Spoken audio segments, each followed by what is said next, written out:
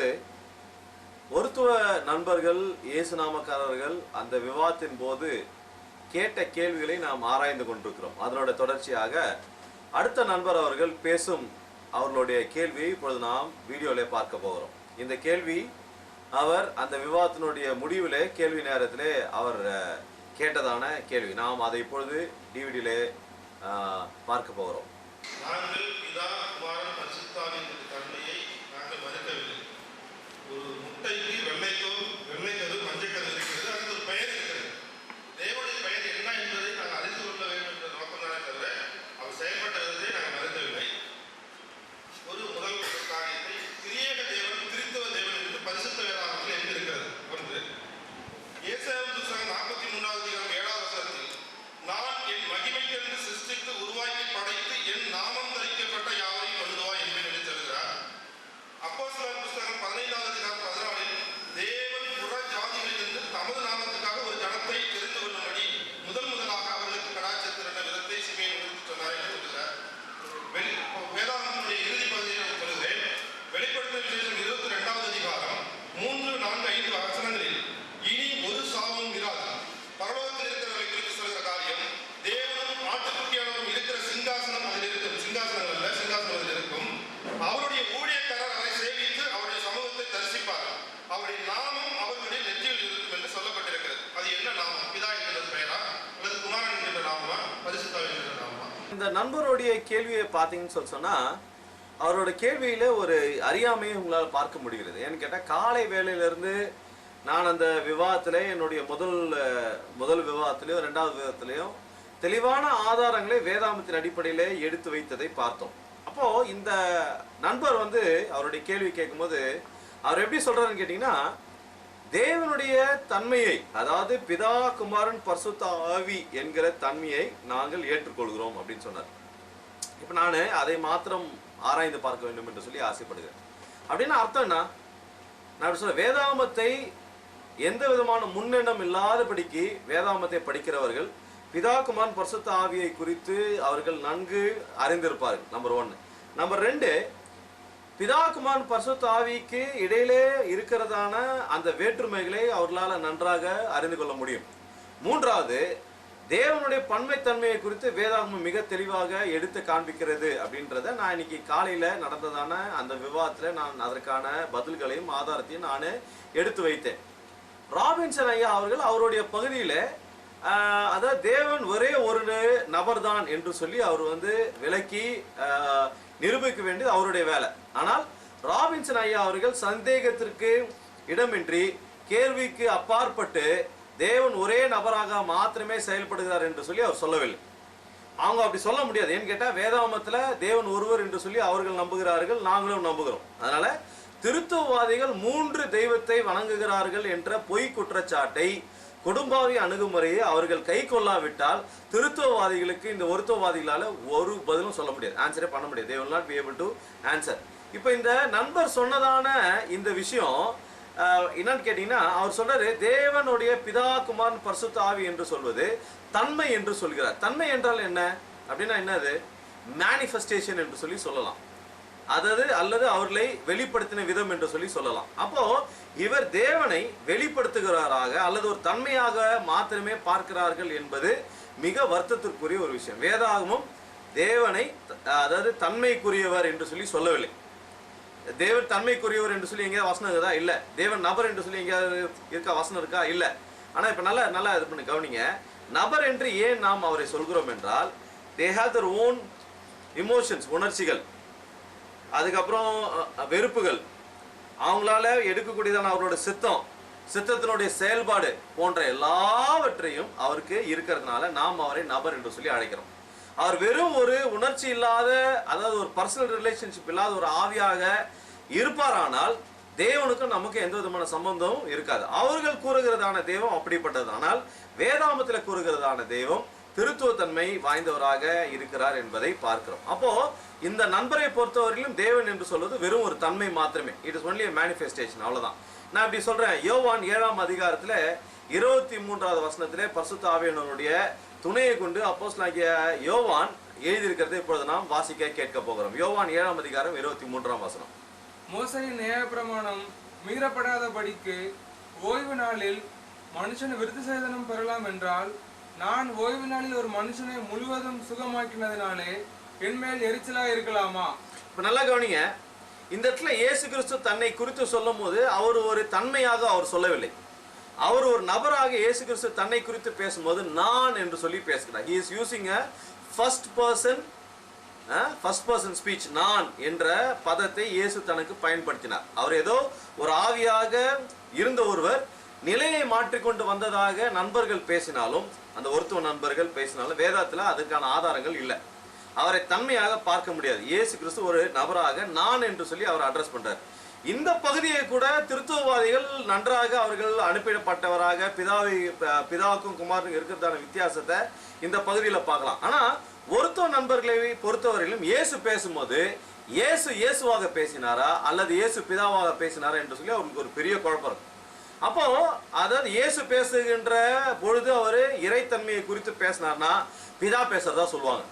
தாகம் எனக்கு எடுக்குது, அவர் அதுக்கு கண்ணீர் விட்டார் என்று சொல்லும் போது இயேசு பேசினார்கள் என்று சொல்லி சொல்வார்கள். அப்போ ஒருத்தவ நண்பர்கள் கூட வேதாகமத்தை முரணுக்கு முரணா மாத்தி கீத்தி எப்படி அர்த்தம் சொன்னாதான் அவங்களுக்கு விளக்கம் ஓடும். இல்லைன்னா அவர்களால இந்த காரியங்களை விளக்கி எடுத்து சொல்ல முடியாது.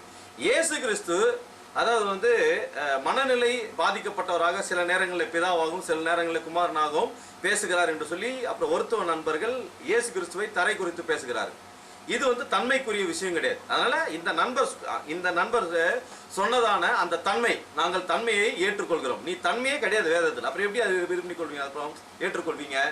அப்போ இந்த நண்பருடைய முதலாவது அவருடைய கேள்வியில ஒரு அறியாமையை நம்மளால இது பண்ண முடியும், பார்க்க முடியும். தேவன் தன்மை கிடையாது, தேவன் நபர் தன்மை உடையவர், நபராக இருக்கிறார், நபராக செயல்பட்டார் என்று சொல்லிப்பார். he was always a person. we see the differences between them. அவர்களுக்குள்ளாக இருக்கிறதான அந்த வேற்றுமைகளை நம்மால பார்க்க முடியுது, அவர்களுக்குள்ளாக இருக்கிறதான ஒற்றுமையை நம்மால பார்க்க. அதனால இந்த நண்பர் சொல்றதான இந்த தன்மையை வேதாகமத்தின் அடிப்படையில் ஆனது கிடையாது. ஒருவேளை அவங்களுக்கு யாரோ சொல்லி கொடுத்து அவர்கள் வற்புறுத்தப்பட்டு அவர்கள் சுவாதீனமாக யோசிக்க முடியாமல் வேதாகமத்தை படிக்காம அவர்கள் அதாவது தங்களுக்கு தாங்களாக படித்து கொள்ளாமல் வேற யாரோ சொல்றதை கேட்டுட்டு பேசுறது தான் நாம் இந்த நண்பருடைய கேள்வியில பார்க்க முடிகிறது. நண்பர் சொல்கின்ற மாதிரி தேவன் வெறும் ஒரு தன்மையாக இருப்பாரானால், ஒரே நபராக இருப்பாரானால், ஏன் பிதா குமாரன் பரிசுத்த ஆவி என்று சொல்லி 3 வெவ்வேறான நிலைப்பாடுகளை தேவன் தன்னை குறித்து பேசணும்?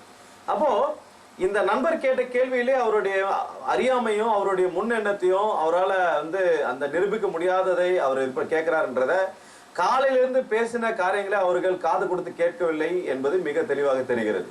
அடுத்ததாக யோவான் 8ஆம் அதிகாரம் 42வது வசனத்துல, யோவான் 8:42 நாம் இப்பொழுது வாசிக்க கேட்க போகிறோம். இயேசு அவர்களை நோக்கி, தேவன் உங்கள் பிதாவாய் இருந்தால் என்னிடத்தில் அன்பாய் இருப்பீர்கள். ஏனெனில் நான் தேவனிடத்திலிருந்து வந்திருக்கிறேன், நான் சுயமாய் வரவில்லை, அவரே என்னை அனுப்பினார். 8வது அதிகாரம் 42வது வசனத்துல ஆண்டவர் சொல்றார், நான் சுயமாய் வரவில்லை, அவர் என்னை அனுப்பினார் என்று சொல்லி வசனம் கூறுகிறது. அந்த என்னை என்று சொல்வது யாரை குறிக்கிறது? பிதாவை குறிக்கிறதா, குமாரனை குறிக்கிறதா? ஏன்னு கேட்டா திருத்துவர்களுக்கு, இந்த திருத்துவத்தை நம்புகிறவர்களுக்கு, திரியேக தேவனை நம்புகிறவர்களுக்கு இதற்கான விடை தெரியும்.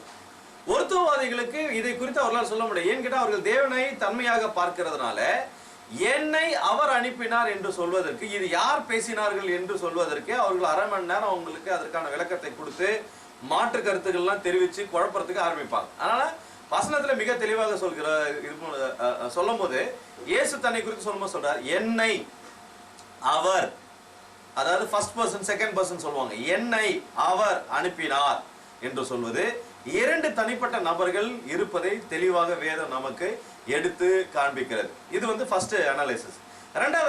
அடுத்ததாக நண்பருடைய கேள்வி என்னன்னு கேட்டீங்கன்னா, திருத்துவ தேவன் என்று சொல்லி வேதாகமத்துல எங்க இருக்கிறது என்று சொல்லி கேள்வி கேட்டார். அவர் அந்த கேள்வி கேட்டபோது எனக்கு அவருடைய வயது மற்ற காரியங்களை பார்த்தபோது இவர் எப்படி ஏன் இந்த மாதிரியான ஒரு கேள்வி கேட்கிறார் என்று சொல்லி நான் ரொம்ப ஆச்சரியப்பட்டேன். ஏன்னு கேட்டா இதெல்லாம் தெருமுனைகளில் நின்று கொண்டு அந்த இதுல டீ கடையில் நின்று அரசியல் பேசுகிறவர்கள் இது பண்ற பயன்படுத்துற அவர்களுடைய வாதம் இதெல்லாம். இயேசு கிறிஸ்துவனுடைய நாட்கள்ல நம்பாதவர்கள் ஆண்டவர் இடத்துல ஒரு ஒரு கதையை சொல்லி கேட்டார்கள். இதுக்கு நீங்க எப்படி அவள் யாருக்கு மனைவியா இருப்பாள் என்று சொல்லி ஆண்டவர்கிட்ட கேட்டாங்க. அதற்கு இயேசு கிறிஸ்து அவர்களுக்கு அதுக்கு பதில் அளித்த போது, you don't understand the scriptures not you know the power of God என்று சொல்லி சொன்னார். தேவனுடைய வல்லமையோ வேத வசனங்களை நீங்கள் அறியாதிருக்கிறீர்கள் என்று சொல்லி ஆண்டவர் சொன்னதை பார்க்கிறோம். அப்போ இந்த நண்பரோட கேள்வி எனக்கு ரொம்ப ஆச்சரியத்தை கொடுத்தது. அவர் எதற்காக அந்த கேள்வி கேட்டானே என்னால ஃபர்ஸ்ட் புரிஞ்சுக்க முடியல. ஒருவேளை அவர் இந்த திருத்துவ தேவன்ற வார்த்தை வேதாகமத்துல இருக்குமானால் அப்பதான் நான் அதை நம்புவேன் என்று சொல்லி சொல்கிறாரா, அதுக்கு தான் அவர் கேட்டாரான்னு தெரியல. நான் இப்ப என்ன பண்ண போறேன், அவர் அதுக்கு தான் கேட்டாருன்றதை நான் இப்பொழுது அசியூம் மட்டும் I'm going to give an answer. ஏன்னு கேட்டா இதை தவிர வேற எந்த காரணம் இருக்கிறதா எனக்கு தெரியல. திருத்துவ தேவன் என்ற வார்த்தை வேதாகமத்தில் இருக்கிறதா ஒருத்தர் கேள்வி கேட்டார்னா அர்த்தம்னா அந்த வார்த்தை இருக்குமானால் நாங்கள் அதை நம்புகிறோம் அப்படின்னு தான் அர்த்தம்.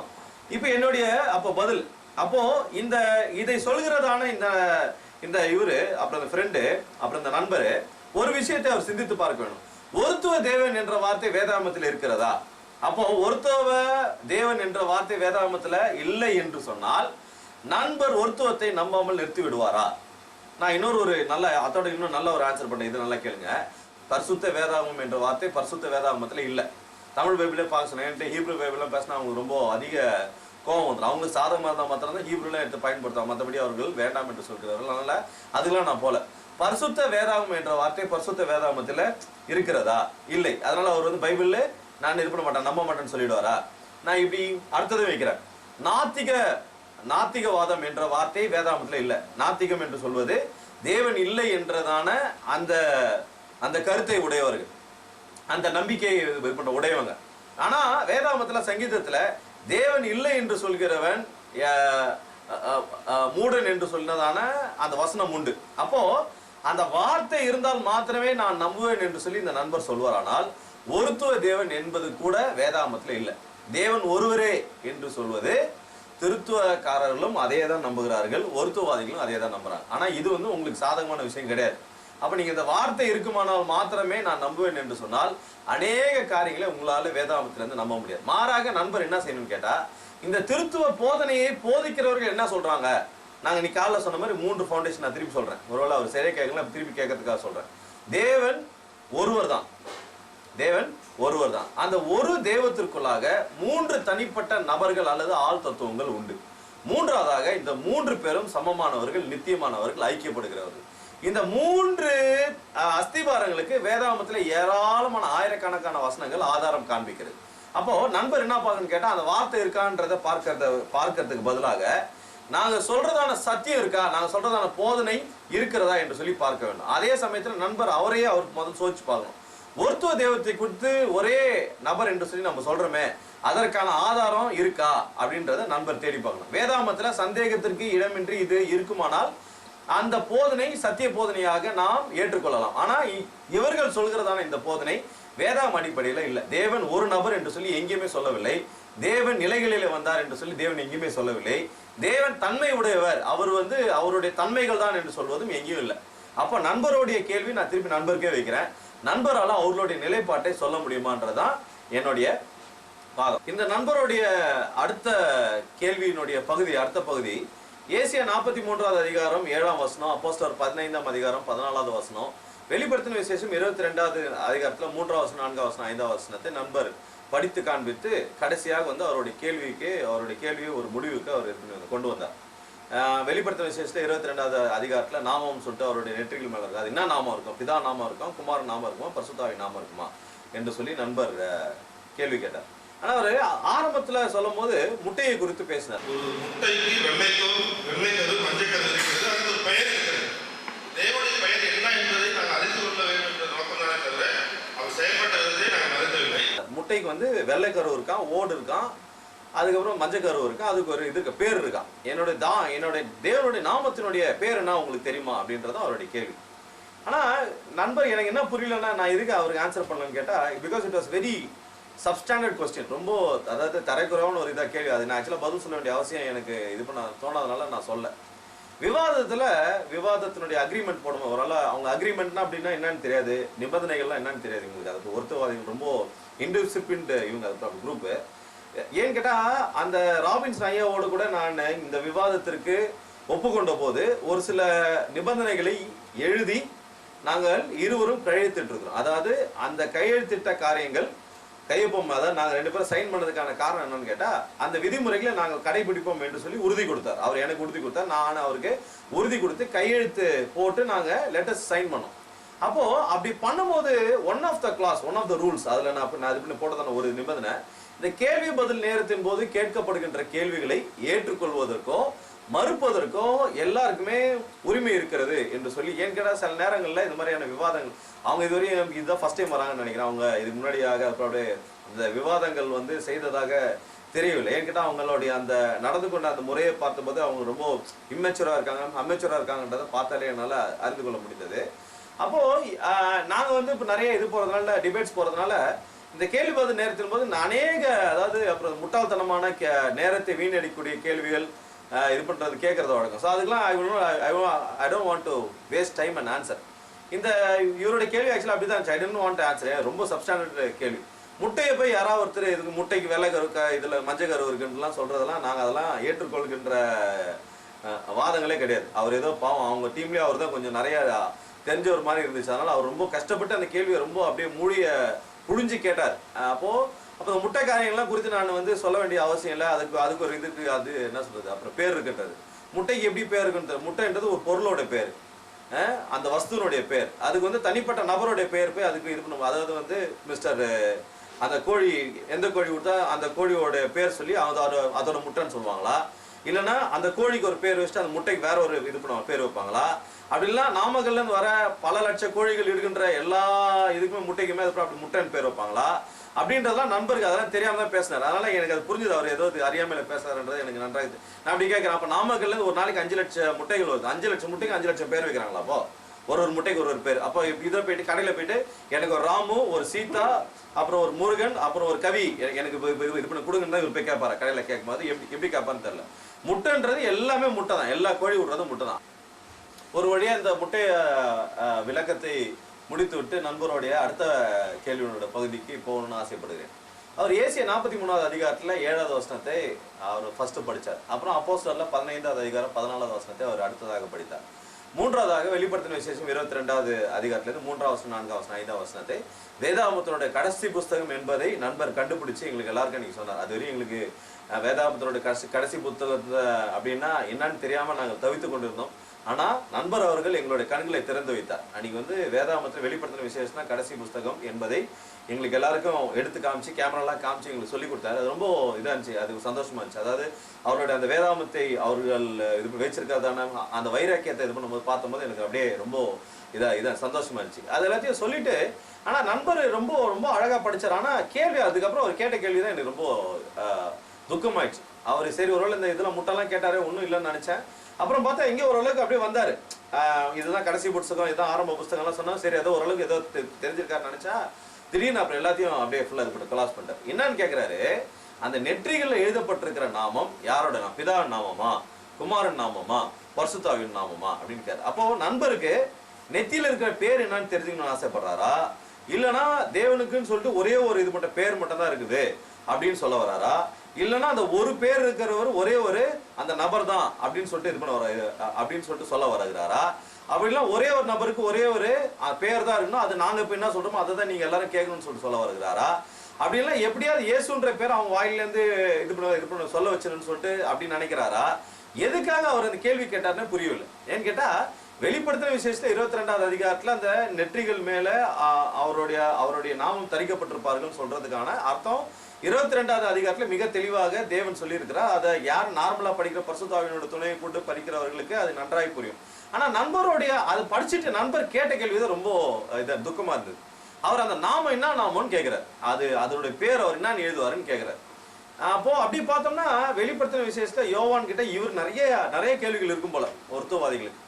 ஆனா என்ன பண்றாரு, இப்படி இருந்தாலும் அவங்க அப்புறம் பரலோகம், அதாவது இவங்க எல்லாரும் பரலோகத்துக்கு வந்து யோவானை பார்த்து கேட்டான்னா யோவான் அதுக்கான பதில் சொல்லியிருப்பாரு, இல்லை ஆண்டவர் அதுக்கான பதில். இவங்களால அங்க அது வர முடியாததுனால இங்கேயே கேட்குறாங்க இந்த மாதிரியான கேள்விகள். இவங்களால அங்கே வந்து அந்த கேள்வி கேட்க முடியாது, அதுக்கெல்லாம் சான்ஸ் இருக்க போகிறது அவங்களுக்கு. அதனால இங்கேயே அவர்கள் அந்த கேள்வி கேட்குறாங்க, அந்த நாமம் என்னன்னு எங்களுக்கு தெரிஞ்சிடணும், அந்த நாமம் மட்டும் தெரிஞ்சிச்சுன்னா அதை ஒரு ஐடென்டி கார்டாக போட்டு நாங்கள் வெளியே வந்துடுவோம். இப்போ நான் இப்படி சொல்கிறேன், நண்பனே, தேவனுடைய நாமத்தை குறித்து அறிந்து கொள்வது நல்லது. அதை குறித்து நான் ஒரு தனி விவாதம் வைக்கலாம். We can discuss what is the name of God, what are the names of God, தேவனுடைய பன்மை தன்மையில் அவருடைய நாமங்கள் என்ன அப்படின்றதெல்லாம் கேட்கலாம். தேவன் நாமத்தை மாற்றுகிறாரா, தன்மையை இது பண்ற மாற்றுறாரா, அவர் வெறும் தன்மையா வெறும் நபரான்றதெல்லாம் நம்ம தாராளமாக இது பண்ண விவாதிக்கலாம். ஆனா நண்பர் என்ன புரிஞ்சுக்கணும்னு கேட்டா, இந்த விவாதத்துக்கு ராபின்சன் ஐயாவும் நானும் அதாவது நாங்கள் இருவரும் கையெழுத்திட்டு ஒரு தலைப்பை ஒப்புக்கொண்டு அதனுடைய தலைப்பின் கீழாக நாங்கள் விவாதம் நடத்தி கொண்டிருந்தோம். நாமத்தை குறித்து பேசுறது அந்த தலைப்புல இல்லை. ஒருவேளை நண்பருக்கு படிக்க தெரிஞ்சிருந்துச்சுன்னா ராபின்சன் ஐயா கிட்ட நான் அவர்கிட்ட கொடுத்த லெட்டரை வாங்கி தமிழ்ல கொடுத்துருக்கேன். ஒருவேளை அவருக்கு வந்து படிக்க தெரியுமானால் இதெல்லாம் அப்புறம் பைபிள்லாம் இது பண்ற பார்த்தா படிக்கிறத பார்த்தா படிக்க தெரிஞ்சிருக்குன்னு நினைக்கிறேன். அவர் ராபின்சன் ஐயா கிட்ட கேட்டு லெட்டர் வாங்கி இது பண்ணி படிச்சு பார்த்தோன்னா 2 தலைப்புகள் கொடுத்தோம். இந்த 2 தலைப்புல நாமத்தை குறித்து பேசுறதான தலைப்பு கிடையாது.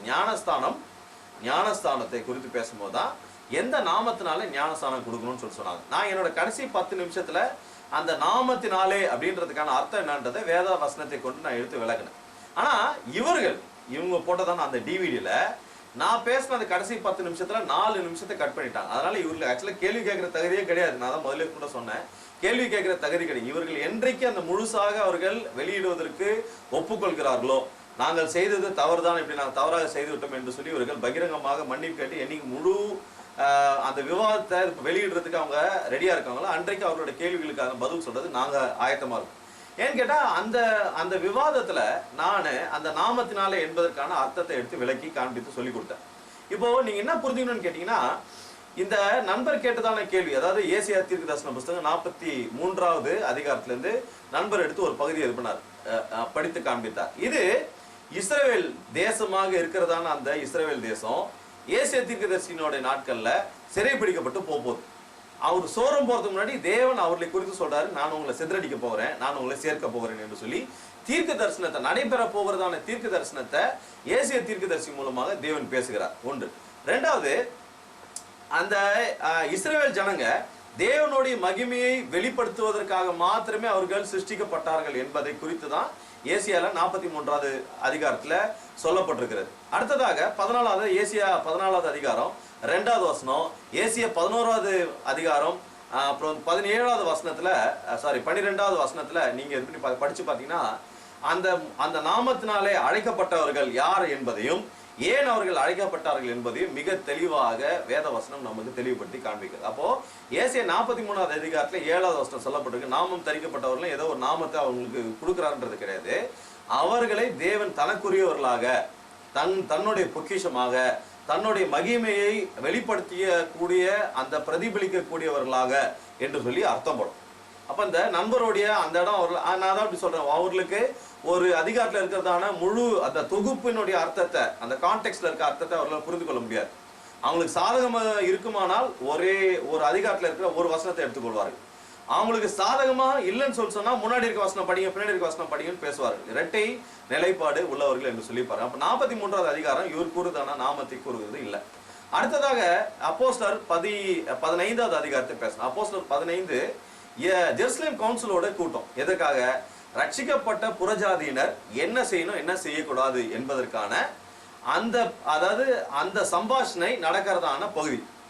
இதுல இயேசு நாமத்தினால அல்லது நாமத்தினாலே என்பது மிக தெளிவாக அவருடைய அதிகாரத்தை குறிக்கிறது என்பதை பார்க்கிறோம். அப்போஸ்தலர் 4ஆம் அதிகாரம் 7ஆம் வசனத்துல நாம் இப்பொழுது அந்த வசனத்தை படிக்க கேட்க போகிறோம். அப்போஸ்தலர் 4ஆம் அதிகாரம் 7வது வசனம். அவர்களை நடுவே நிறுத்தி, நீங்கள் எந்த வல்லமையினாலே எந்த நாமத்தினாலே இதை செய்தீர்கள் என்று கேட்டார்கள். 10வது வசனம் அப்படியே படிங்க. உங்களால் சிலுவையில் அறையப்பட்டவரும் தேவனால் மரித்தோரிலிருந்து எழுப்பப்பட்டவருமா இருக்கிற நசரேயனாகிய இயேசு கிறிஸ்துவின் நாமத்தினாலேயே. நல்லா கவனிங்க. இப்ப இங்க 2 வசனங்களை பார்த்தோம். 7வது வசனத்துல எந்த நாமத்தினாலே அல்லது எந்த வல்லமையினாலே இதை நீங்கள் செய்கிறீர்கள் என்று சொல்லி கேட்டதை பார்க்கிறோம். அப்ப இந்த நாமன்னு சொல்றது வெறும் ஒரு பெயர் மாத்திரம் அல்ல, நாமன்னு சொல்றது அதிகாரம். எந்த அதிகாரத்தை இது நீங்க செய்கிறீங்க என்று சொல்லி இது பண்றதை கேட்கறத பார்க்கிறோம். 10வது வசனத்துல தேவன் அவரை எழுப்பினார் என்று சொல்லி, அப்போ எழுப்பப்பட்டவர் வேற, எழுப்பினவர் வேற.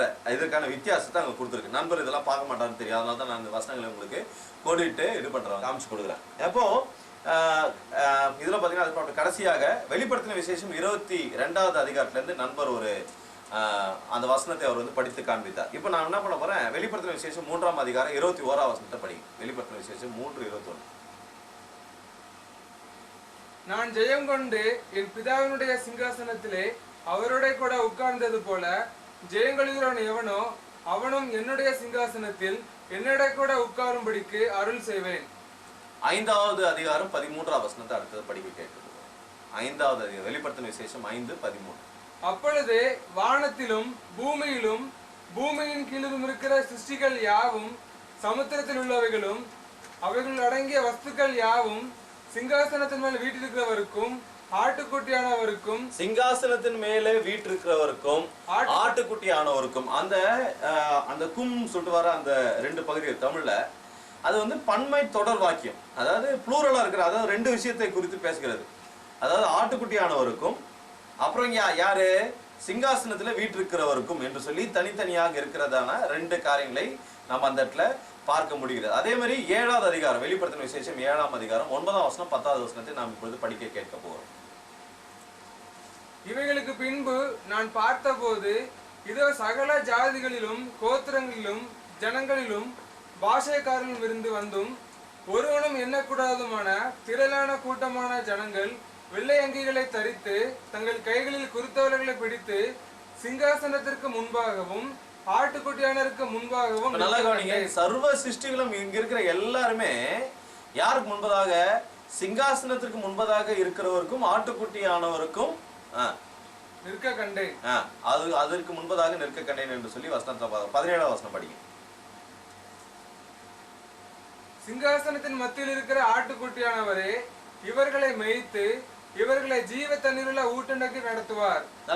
தாமே இவர்களை கண்ணீர் யாவையும் துடைப்பார் என்றான். அப்ப நல்ல கவனிங்க, இந்த இடத்துல இந்த வித்தியாசங்களை நம்ம பாக்குறோம். ஆனா நண்பர் வேணும்னு சொல்லியே இந்த மாதிரியான இருக்கிறதான அந்த அதாவது இந்த டிஃபரன்ஸ், அந்த வித்தியாசத்தை காட்டக்கூடிய பகுதிகளை மறைத்து அவருடைய கேள்வியினால ஏதோ யாரையோ தாக்குற மாதிரி நினைச்சு அவர் கேள்விகள் கேட்டிருக்கிறார். இது வந்து இட் இஸ் வெரி சப்ஸ்டன்ட். அதனால I never answer the question. ஆனா என்னோட கடைசி 10 நிமிஷத்துல அதற்கான பதில் கொடுத்தேன். ஆனா நண்பர் அது எல்லாத்தையும் இது பண்ணதுனால அது அப்புறம் கட் பண்ணதுனால நான் வந்து பதில் கூறவில்லை என்று சொல்லி அவர்கள் போட்டிருப்பது முற்றிலும் தவறான ஒரு தகவல். அடுத்ததாக நண்பர் சொன்னதான அந்த 22வது அதிகாரத்துக்கு நாம் இப்பொழுது திருப்பிக் கொள்வோம். வெளிப்படுத்தின விசேஷம் 22வது அதிகாரம். அப்போ நண்பர் படிக்கும்போது சொன்னாரு, சிங்காசனங்கள் இல்லை, சிங்காசனம் மாத்திரம் தான் இருக்கிறதுன்னு சொல்லி நண்பர் சொன்னார். இப்போ நண்பருக்கு என்னோட முதல் கேள்வி, உங்களுக்கு முதல் சிங்குலர் ப்ளூரல் வித்தியாசம் தெரியுமான்றது முதல் கேள்வி. ஏன்னு கேட்டா ஒருமைக்கும் பன்மைக்கும் உங்களுக்கு வித்தியாசம் தெரியுமான்றதான் என்னோட ஃபர்ஸ்ட் கேள்வி. ஏன்னு கேட்டா ஒருமையா இருக்கிற விஷயத்த மாத்திரம் தான் உங்களுக்கு வந்து கண்ணுக்கு தெரியும். ஏன்னு கேட்டா உங்களுடைய ஐயா ராபின்சன் அவர்கள் சொல்லும் போதே சொன்னாரு, ஒன்னா பார்த்தா ஒன்னா தெரியும், 3 பார்த்தா 3 தெரியும். உங்களோட 3 பார்த்தோம்னா நமக்கு 3 தான் தெரியும், 1 பார்த்தோம்னா 1 தான் தெரியும். நான் பார்க்கிற விதங்களுக்கு தான் வித்தியாசம். உங்களுடைய ஐயா அப்ப உங்களுடைய விளக்கம் அதுதான் எங்களுக்கு எல்லாருக்கும் நல்லா தெரியும். அப்போ நான் பன்மை இருக்குன்னு காமிச்சா கூட நீங்க என்ன சொல்ல போறீங்க, ஒருமையா தான் இருக்குன்னு பேச போறீங்க. அதனால உங்களுக்கு ஆக்சுவலா இந்த சிங்குலர் ப்ளூரல் தெரியுமான்றதே தெரியல. அதனால இந்த மாதிரியான கேள்விகள் நண்பர் கேட்கறதுக்கு முன்னாடி நம்ம நிலைப்பாட்டில் இருக்கிறவங்க எப்படி இருக்கிறாங்கன்றது யோசிச்சு பார்த்துட்டு கேட்கணும். அதாவது எப்பவுமே சொல்லுவாங்க, கண்ணாடி வீடு கட்டிட்டு அதுக்கு உள்ள இருக்கிற ஒருத்தன் பக்கத்து வீட்டுக்காரன் மேல வந்து கழுத்து கடிக்கூடாது.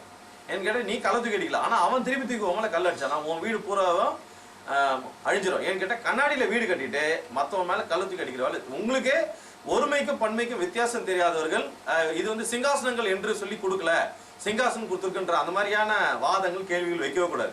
நான் இப்படி சொல்றேன். 22வது அதிகாரத்துல 3வது வசனத்தை படித்த நண்பர் இன்னும் கொஞ்சம் தலையை மேல தூக்கி இன்னும் 2 வருஷங்களுக்கு முன்பதாக போய் ஃபர்ஸ்ட் வசனத்தை படிக்க முடியாது நான் தாழ்மையாக கேட்டுக்கொள்கிறேன். பின்பு பளிங்கை போல் தெளிவான ஜீவ தண்ணீருள்ள சுத்தமான நதி தேவனும்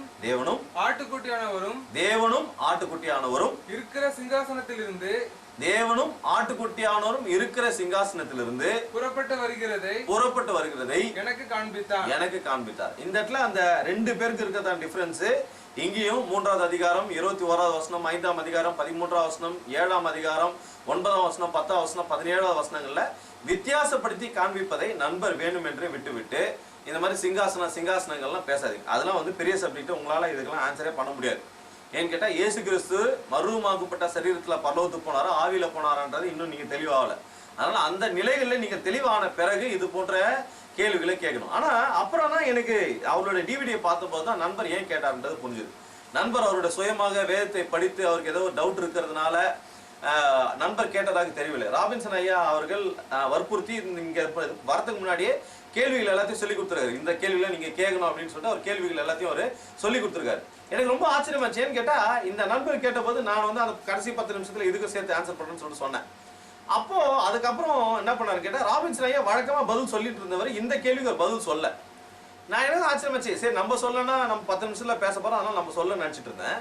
ராபின்சன் ஐயாவும் சொல்ல. அப்ப எனக்கு ரொம்ப ஆச்சரியமா இருந்துச்சு. அப்ப ஏன்னு கேட்டா அவர் கீழே போட்டிருக்காரு, இந்த நண்பரோட கேள்வி முடிச்ச பிறகு இதுக்கு பதில் சொல்ல முடியாதனால ஆலன் இமானுவேல் இதற்கு வந்து மறுப்பு தெரிவிக்கவில்லை அப்படின்னு சொல்லிட்டு கொடுத்துருக்காரு. ராபின்சன் ஐயாவும் அதுக்கான பதில் சொல்ல.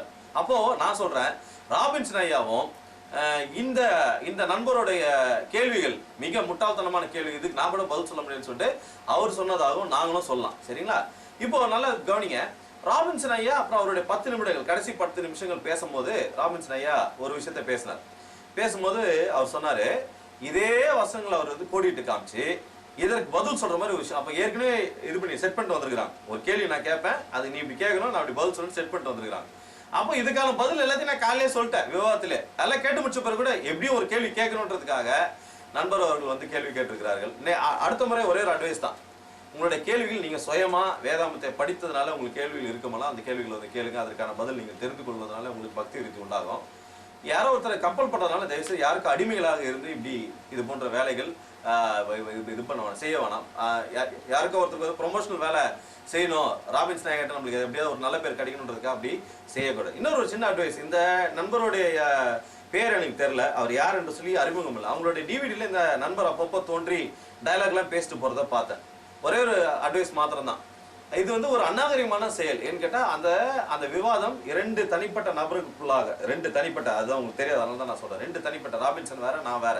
அப்ப 2 தனிப்பட்ட அந்த நபர்களுக்குள்ளாக ஒரு ஒப்பந்தத்திற்குள்ளாக வந்து, ஒப்பந்தம்னு சொன்னா அக்ரிமெண்ட்னு சொல்லுவாங்க. அக்ரிமெண்ட் அதாவது நாங்கள் இருவரும் இதெல்லாம் நாங்கள் இருக்கணும் கடைபிடிப்போம்னு சொல்லிட்டு கையெழுத்து போட்டு நடந்ததான விவாதம். அந்த விவாதம் முடிஞ்ச பிறகு அந்த டிவிடியில நீங்க அறிமுகம் இல்லாத நீங்க உங்களோட பேர் ஒரு கிளாஸ் வரையும் என்னன்னே போடல, உங்களோட பேர் அவர் என்னான்னு போடல, நீங்க யாருன்றதை சொல்ல, எதுக்காக நீங்க நொல்ல வந்தீங்கன்னு சொல்ல, சம்மந்தம் இல்லாத டைலாக சம்மந்தம் இல்லாத இடத்துல வந்து நீங்க பேசிட்டு போறதை பார்க்கும்போது எதுக்கு இவரு யாருன்னே தெரியல. என்கிட்ட உங்களுடைய டிவிடியை பார்த்தா என்னுடைய நிறைய நண்பர்கள் கேட்டாங்க, ஒருத்தர் நொல்ல ஸ்கிரீன் புஷ்ட் வந்து பேசிட்டு போறாரு, அவர் யாருங்க அவருன்னு கேட்டார். அப்பதான் நான் சொன்னேன், அவர் பாவம் பப்ளிசிட்டிக்காக ஆசைப்படுறாரு போல, அவருடைய பேர் எப்படியாவது நல்லா வரணுன்றதுக்காக அவர் அப்படி செஞ்சிருப்பாரு அப்படின்னு சொல்லிட்டு சொன்னேன்.